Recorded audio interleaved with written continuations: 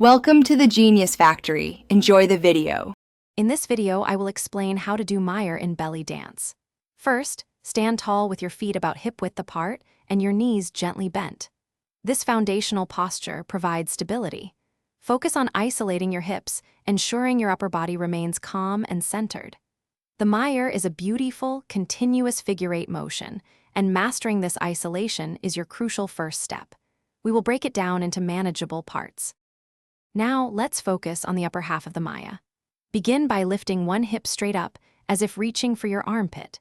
As one hip rises, the other naturally lowers, creating a subtle diagonal line across your pelvis.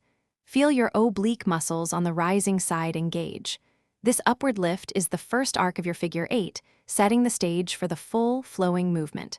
Practice this lift on both sides. Next, we tackle the lower half of the Meyer. From your lifted hip position, gently push that hip forward, then guide it smoothly down and back. Visualize your hip bone drawing a graceful, downward arc. This movement completes the first loop of your figure 8. Engage your lower abdominal muscles and glutes to control the descent and backward sweep. Practice this lower movement on both sides, feeling the full range of motion. Now, let's connect the upper and lower movements to create the complete Meyer. As one hip finishes its downward arc, the other hip immediately begins its upward lift. Strive for a continuous, smooth flow like an infinity symbol. Focus on maintaining isolation, keeping your upper body still.